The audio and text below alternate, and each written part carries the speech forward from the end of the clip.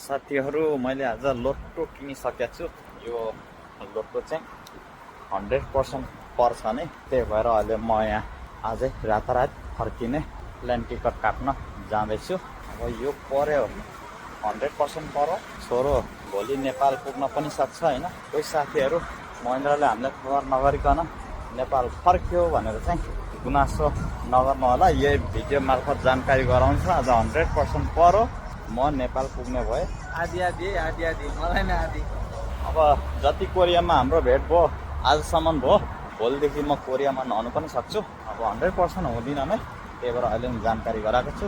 भरे म यसको रिजल्ट सहित म तपाईँहरूलाई देखाउने छु, परेको पनि म देखाउँछु। र अहिले चाहिँ म आइसीमा छिरेँ है त। A few moments later.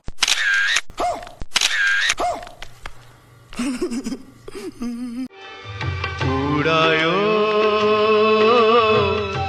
सपना सबै हुरीले।